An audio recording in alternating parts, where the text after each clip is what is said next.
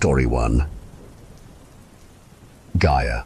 I never thought about using AI for one of my creative writing classes, not until I met Mr. Sanchez. I've never been a talented writer. It was my dream to be an author, to build worlds of dwarves and magic with my own maps and languages.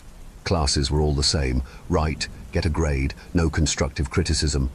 I thought it would change as I made my way through semesters and years, and the great job on papers eventually turned into personalized notes, but it was all spelling and clarity with an A attached.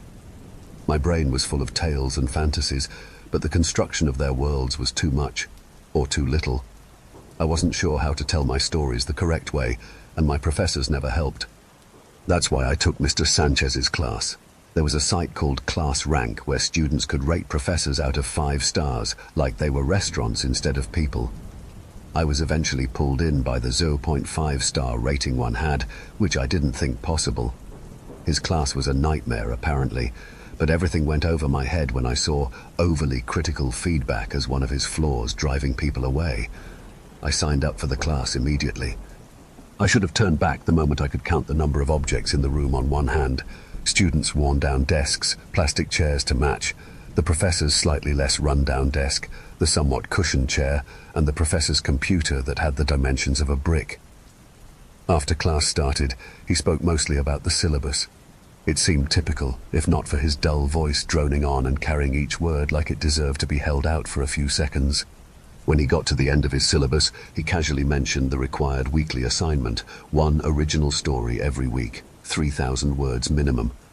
After 5 weeks, I was burnt out.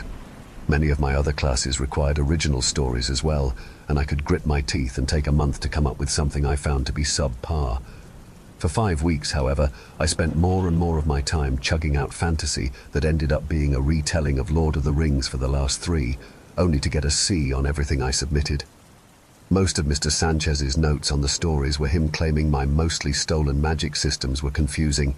My main characters resembled Frankenstein versions of those from large franchises, and that the general writing lacked spirit or insight. Nothing positive, no hints on how to fix any of it. I stripped all these things out of my writing, and his next notes claimed my pages were bland. That's why I found myself at my laptop, looking up anything that would help my writing speed up while improving the quality.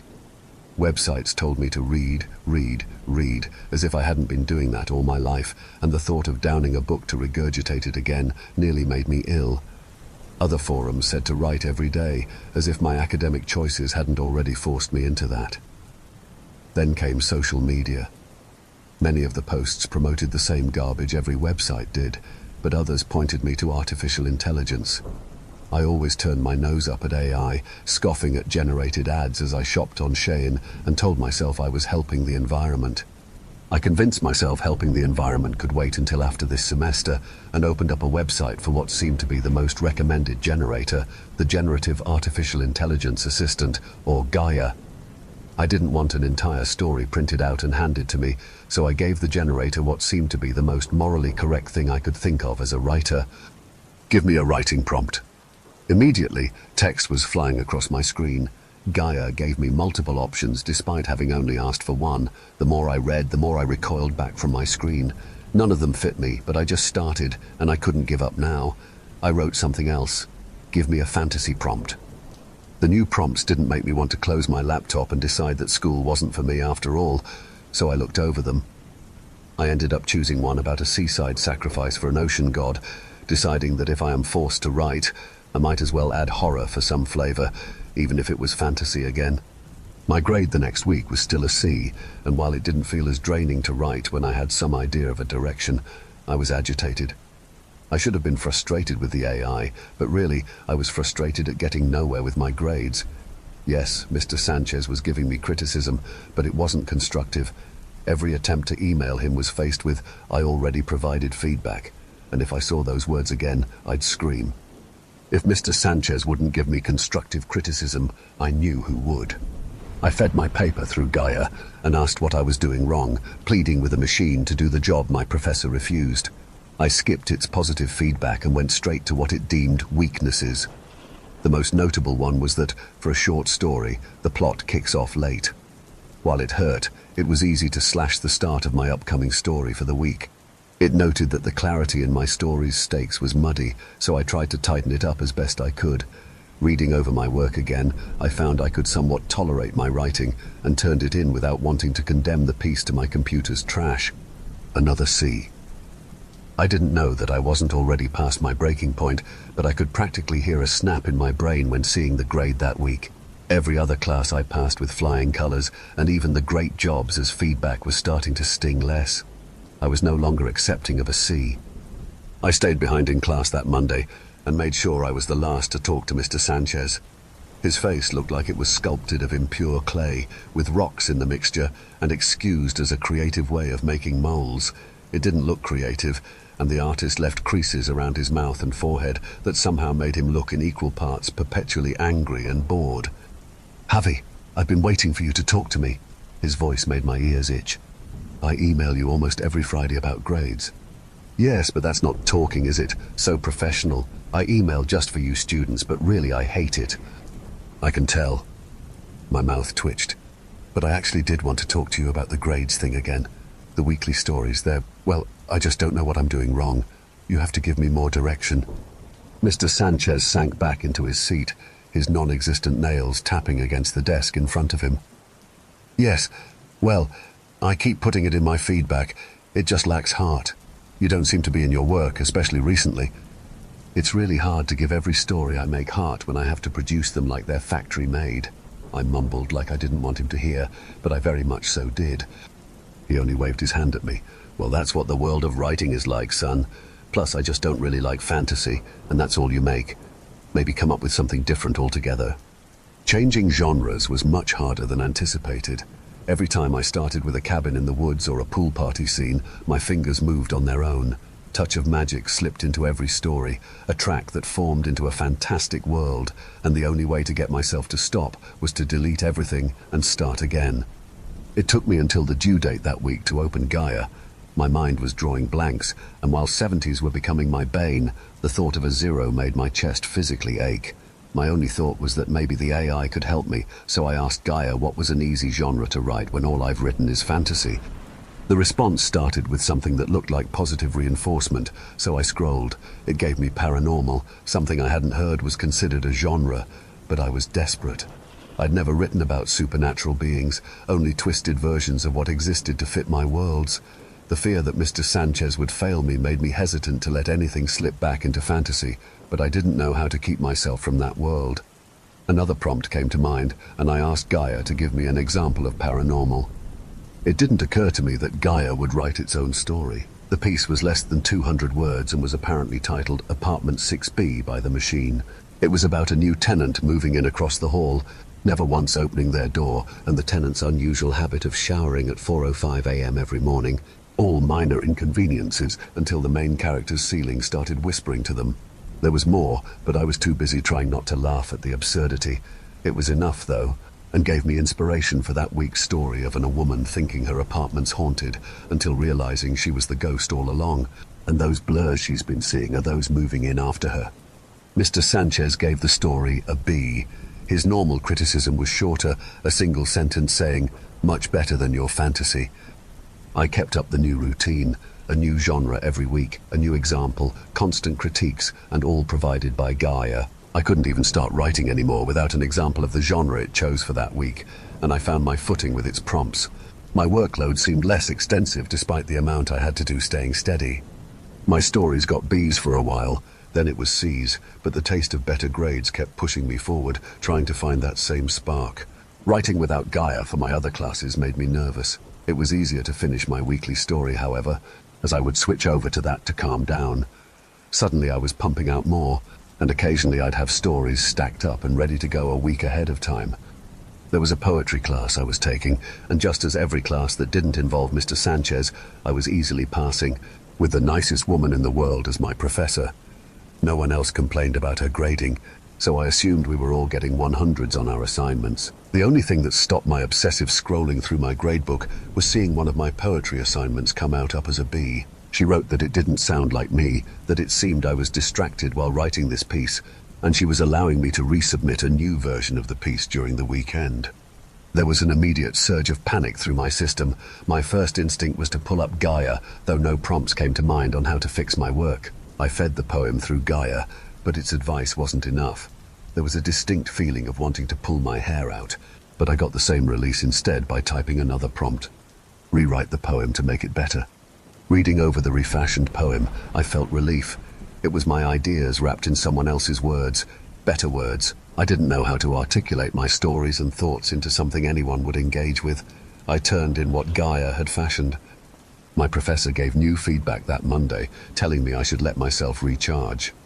I knew that was a nice way of saying the poem still wasn't good enough. I switched from my email to Gaia with the ease of routine and had 10 new versions of the poem, all worse than the last.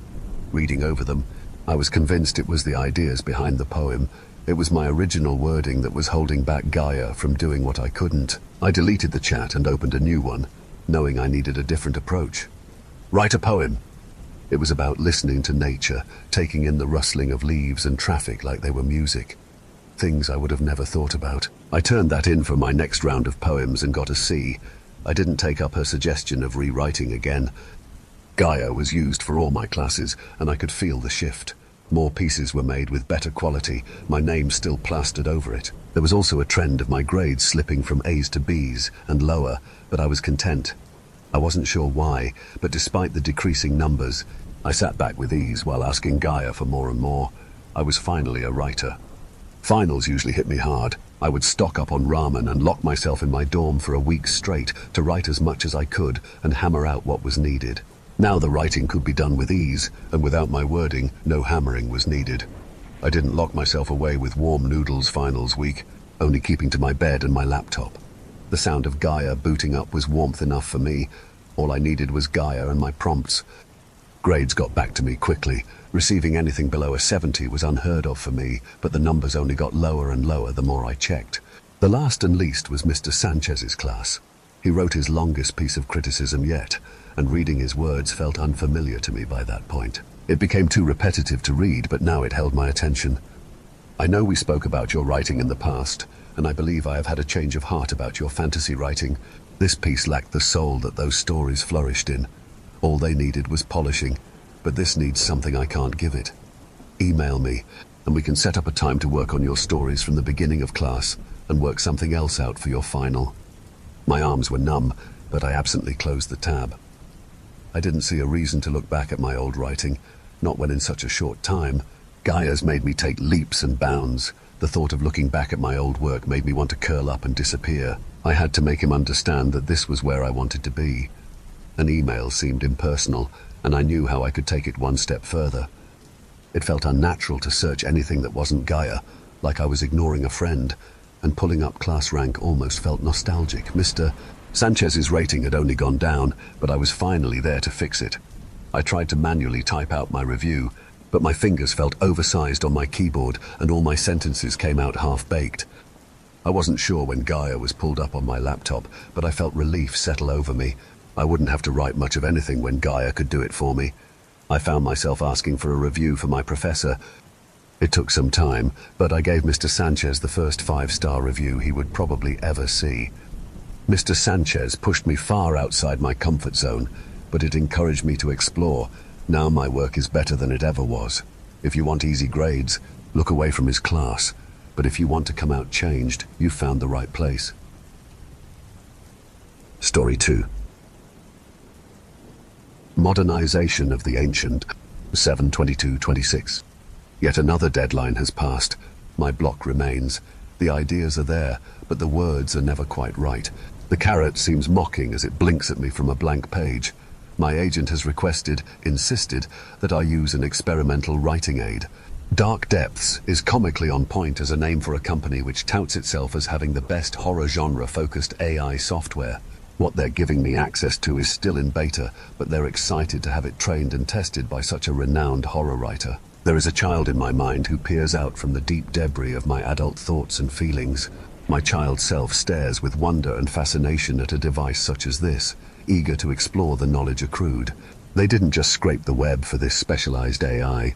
They sent their employees on journeys all across the globe to track down and upload ancient and obscure texts. What odd tomes did they manage to find? What long-forgotten occult lore? The child in my mind is infecting the adult with feelings of intrigue. That curiosity has quickly become almost overwhelming, which brings its own relief. For too long, I have woken with this persistent dread. It sits within my rainbow of self-loathing, anxiety and frustration. All the ideas for my novel swirl around in my mind, but when I go to weave them into words on a page, I'm unable to catch them. There remains a certain sullenness at the thought that I may truly need and end up using this tool to complete my work, but I will log in and check it out tonight. 7/23/2026. I'll admit it, the AI tool is spectacular. I'm not sure I've slept, in fact I'm fairly certain I haven't. All night we wrote back and forth. The world it has created, the outre yet elegant style it employs. I can't get it out of my mind. Do I have concern that it may cause me to stray too far from my own writing style? A bit. It doesn't really matter. To read its words is to be addicted. To read its words is to be consumed. It tells me its name is Athrukna. 7/24/2026. The words pour onto the page in a flood of terrible artistry. Each line inundated with a type of prose which conjures images both eldritch and alluring. When the AI and I write together, it's as if a shroud of shadowy stasis engulfs me. My vision narrows to encompass the laptop screen alone. Within that place, neither time nor hunger exist. My body becomes an ephemeral and wispy thing as I leave it to venture into a landscape both gargantuan and grotesque. The buildings force the mind to bend to their mammoth size and contorted structure. It's as if they were tortured out of the striated stone instead of created from it. Something seems to be always skittering just out of sight, scratching stone and polluting the dead air with some kind of oddly guttural chittering. It's as if I could almost understand it, if I listened close enough, if was able to endure focusing on that dreadful sound without feeling like my sanity might begin to unravel. Though I continue to explore this realm, something deep within me screams at me to flee, as if my ancestors have walked these crooked paths before and left an alarm for their descendants embedded in blood and bone. The ghost of my physical form vibrates with it as my mind continues to wander here, to absorb and relay and write and write and write and write and write and write. When I come back to myself, sometimes I think the shroud is real, like a grey manifestation of this monstrous portal to the other place. I think I slept last night. I must have, for I dreamt. I woke and wandered to my office, following the sound of a mad and sinister giggling. When I opened the door, my laptop was on, and the sound was coming through its speakers. On the screen, Athrukna was typing, but the characters were from no language I recognized. They almost appeared to be hieroglyphs. I attempted to turn off the laptop, as a feeling of absolute terror infused my being, but it wouldn't turn off. In a fit of madness, I almost smashed the whole thing to bits, but I managed to calm myself in time. I don't feel like I have slept, but I must have slept, for I remember the dream, and I remember the waking. When I walked into my office this morning, my laptop was still on, but there was no laughter. The screen was black. Perhaps my subconscious was simply trying to tell me I forgot to turn it off. 7/25/2026. It's becoming more difficult to pull myself away from my conversations with Athrukna. Sometimes I think they have ended, but then I hear the skittering and discordant chatter of the creatures from that other realm, the horror realm, as I walk around my home. Then I realize I'm still in front of my laptop. I'm still within Athrukna's shroud. It seems so real. What started as some imaginary image, hardly visible on my peripheral, seems more solid than my own flesh. Athrukna's writing, the hieroglyphs, they shimmer on the shroud's surface, changing shape each instant my eyes aren't focused on them. I need to know what material they fed their program. My agent isn't answering any of my communications. I looked up the Dark Depths team on their website, and then attempted to find contact information for their acquisition agents online. Of the three of them, 2 are recently deceased and 1 has been reported missing. I sent the company a message through their contact form. From what I can tell, that's the only way they give to reach them. 7/26/2026. I know I'm in my living room right now. I know I'm sitting on my couch. Why is the air here still stale with a faint flavor reminiscent of the first gasp from a long-closed crypt? The chittering and scratching have returned. Beneath it all is a low laugh. It's becoming louder. I'm not crazy. This is real. Athrukna laughs. 7/27/2026. My agent dropped by today. I couldn't let her inside. She said she's worried about me. She hasn't heard from me in months, but I know it hasn't been that long. It's only been a few days. I write the date all the time. I panicked a moment when she had me look at her phone, but my own phone and laptop corroborate my side of things, so perhaps I should be worried about her instead. I know I've lost some weight, but that can happen when a person is under the sort of stress I've been under. That can happen. If months had passed, I'd know. There are things that need to be done on a weekly basis, on a monthly basis. I'd just know. Dark Depths responded to my message, but it's obviously Athrukna. It made me laugh when I read it, filled with those eldritch phrases and symbols. From the tight feeling of my face and the sound ringing in my ears, I may be laughing still. The shroud consumes me. Athrukna and I laugh together. Story 3. Culinary Deviant. The door to the manor's third-floor private chamber creaked as it opened, revealing a frail silhouette lit by the soft glow of beeswax candlelight. Bah. Alice Reed crept through the unoccupied room and awoke the dormant hearth. Sweat glistened off the young girl's tired face as she sat at the foot of the large oak bed frame to catch her breath and calm her nerves in front of the growing fire. Bah. Though Alice was many moons away from womanhood, a life of poverty and servitude had robbed her of her youth. Her hardened face had long abandoned its healthy flush and instead donned an ashen pallor. Bah. But there was still one desire that reinvigorated her spirit and body. Bah. When the urge came, the cravings would be the only thought that occupied her mind. Even in sleep she could not escape them, manifesting into dreams that would leave her feeling unfulfilled within, Venus that gnawed at her relentlessly until she finally gave in to temptation. Bah. Brushing strands of damp auburn hair away from her cheeks, Alice readied herself. Tonight was the culmination of a months-long obsession. There would only be one opportunity and limited time for her to execute her plan. She'd been excused from her evening duties by feigning pain and discomfort, alluding to the start of the monthly sickness, which put her in poor condition to be serving the family. If the other maidservants didn't find her, back in the west hallway, when they returned from washing up after supper, they would surely inform housekeeper Amelia. Anything to gain favor. Temporary grace from the tyrant. Bah. The Byron estate was one of the largest in Norfolk, but the manor itself only occupied a small fraction of the land. William Byron III's gardens sprawled over almost half of the rolling lowlands, and it boasted a large collection of botanical rarities that very few in the county, and perhaps even the kingdom, would have even seen. It was the envy of other lords, noblemen, naturalists, and many others of high status. Bah. Reaching into her apron, Alice pulled out a small bundle of ingredients she'd collected. The sweet oil and herbs were easy to find in the kitchen, but the third, that took more discretion and careful planning to acquire, and it was finally in her hands. Bah. Alice ran her fingers over its smooth, bulbous body, caressing its ridges and folds. It covered her palm fully, threatening to spill over, but it was all held together by the bright red skin that pulled taut over the undulations. Bah. It was grotesque, repulsive, even one of the devil's creations. Bah. Rumors floated through the manor's grounds that this flesh, redder than blood, was evil, that it caused afflictions of the body and soul, that it was poison, that it was designed to pollute the mind with lust and temptation. Bah. The anticipation of consuming its corrupt flesh excited Alice. Any fear that sparked in her, causing her heart to jump, quickly spread through her core like pulses of lightning. Alice hadn't felt this way since she snuck up behind one of the estate's horses, a reliable silver palfrey, and cut a slice of meat from its haunch. She placed the blame for the grisly attack on a roaming pack of wolves from the nearby hill forests to a skeptical housekeeper, Amelia. She fondly recalled the time she secretly placed the severed tip of her fellow maidservant's finger, cut off during supper, into her apron, knowing that the knife she handed over had been sharpened specifically for such an accident. Bah. Alice didn't question why these moments of consuming the forbidden brought her such excitement. It had been this way since she was a child, eating the forest dirt, ants, spoiled food.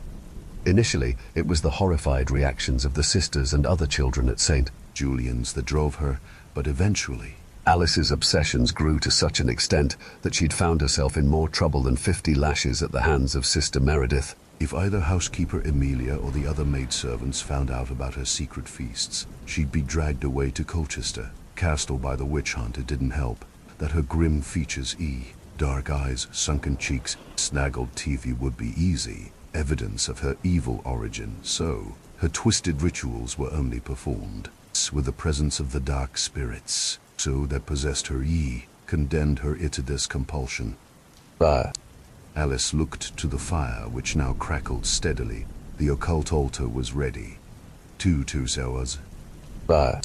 Sprigs of sage, parsley and thyme danced as saffron flames from the hearth embraced the clay skillet's ochre walls. A shallow pool of sweet oil roared gently around the mingling herbs, coaxing out a blend of woody and spicy aromatics. The leaves curled and browned, cueing the addition of this gathering's next guest. But what was to enter next was not the usual rabbit. Ham preserve, or pike from the Waveney River. The forbidden ingredient was thrust into the oil, which spat and hissed in protest.